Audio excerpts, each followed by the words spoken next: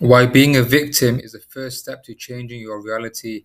So, I'm going to break down the mirror shift framework in this entire document in this video. So, get a pen and paper, sit down, and let's go straight into it. Okay, so number one, the big misunderstanding about being a victim. So, up until now, you've been told that don't be a victim, always be strong, take control of everything.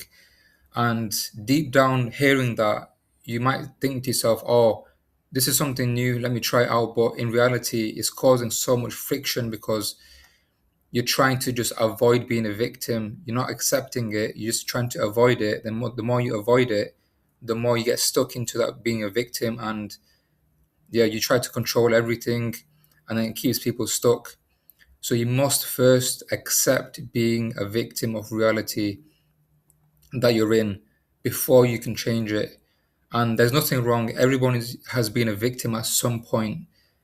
And once you're able to accept that, that's when you are able to change it because you've accepted it that it's happened and you're not trying to avoid being a victim. The moment you stop fighting reality, you gain the power to influence it and escape being a victim. Next, the problem is people try to fight reality. Most people live like this. They try to force outcomes. They obsess over results. They panic when things go wrong. They try to control everything. But when you fight reality, you create importance. And then importance creates resistance. Then, when you make something extremely important, you create excess potential, and reality pushes back against you. And this is why the harder people push, the worse things get. So until now, you have been trying to avoid being a victim, and you've gotten caught in this loop where you're fighting the feeling, and then you're just constantly just reacting back to being a victim, constantly feeling sorry for yourself because of the situation and environment that you're in and you've been in for so long.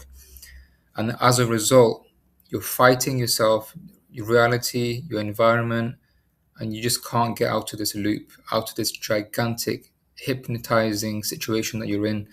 And a lot of people are in this situation without realizing. And yeah, it's a huge problem. So, three, the victim principle. So, to change reality, the first step is to stop fighting the mirror. Just stop fighting what you see in the mirror when you're standing in front of it. So, reality is like a mirror. Most people stand in front of the mirror to trying to force their reflection to smile, but the mirror only reflects what already exists. The same thing happens in life. When something happens, a problem, a failure, rejection, bad news, most people immediately fight it. When you fight it, reality is just going to keep giving you more bad things in your reflection in the mirror.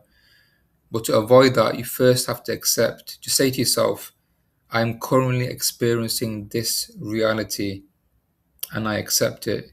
You're saying this not because you're weak, but because acceptance removes resistance. It removes resistance faster than you expect, faster than you think.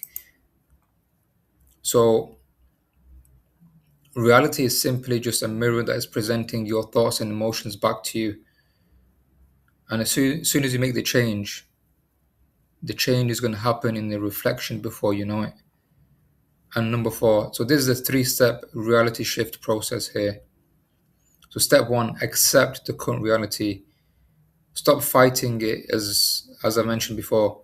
Just say to yourself, this is the reality right now that I am experiencing, and I come to 100% acceptance of it.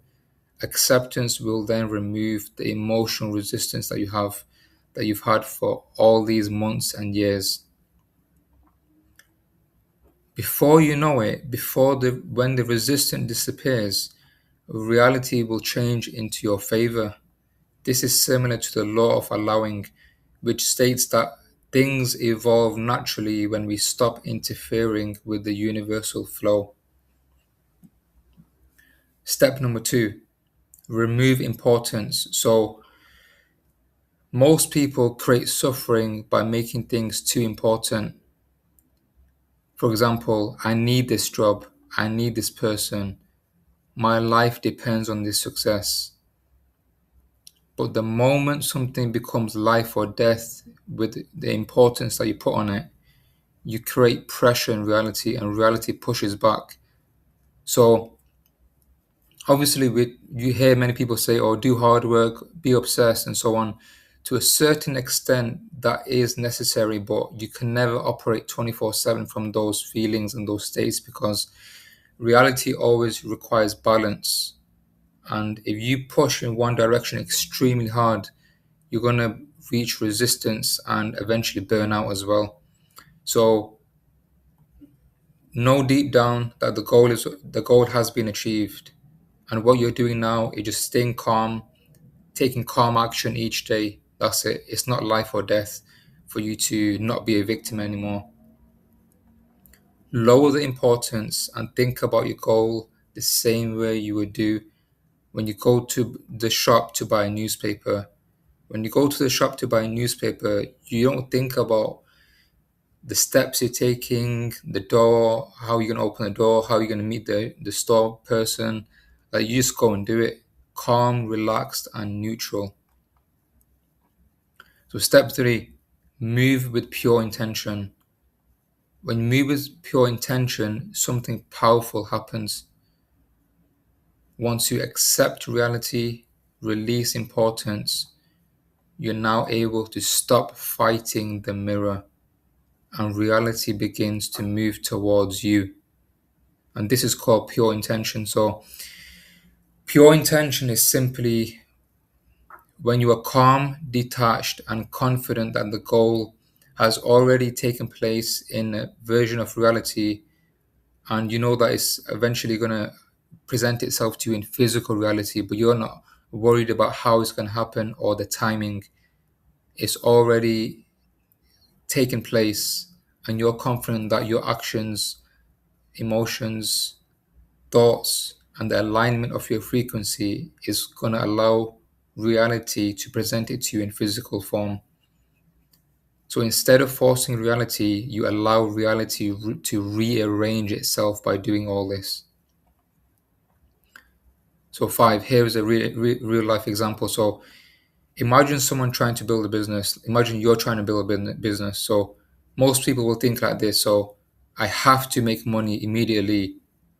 When you do this, it creates pressure, stress, fear, importance. Eventually, you get to a point where things don't start working as you would have liked them to work. But someone who is operating from this process thinks differently. They say, my goal is to build something meaningful. And then you start to enjoy the process. You start to enjoy the value you're going to give to your customers and the process and the project, what it means to you. You have some sort of a heart mind connection, is what you should focus on. And then the money becomes an accompanying attribute, like an external result that you don't have to think about. And when the focus is on the real goal instead of obsessing over money, opportunities begin to appear naturally. New people start coming into your life, new opportunities, new ways and streams of income that you can make because you never expected to make a lot of money or to make a certain amount of money. Number six, the paradox of reality. So, this is a strange paradox. So, the moment you stop trying to control reality and stop trying to basically avoid being a victim, reality becomes easier to influence, because the moment you stop fighting the mirror begins to change because you accept it, and you have now aligned your thoughts, emotions, feelings, and you have heart and mind connection with the goal, and you have come to accept that you are a victim, and that you have visualized the process of you now not being a victim anymore.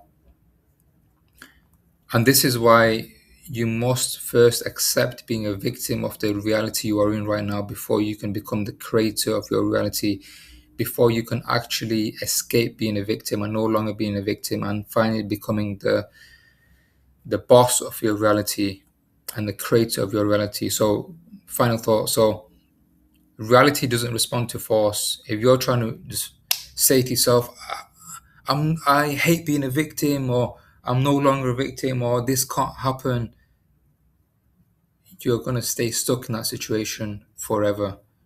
But reality responds to your frequency.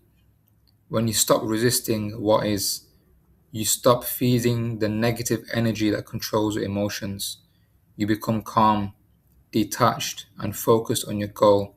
And when your mind holds the image of the reality you want, the mirror eventually reflects it. When you do all this, reality is finally going to basically show you a version of physical reality where you finally have stopped being a victim.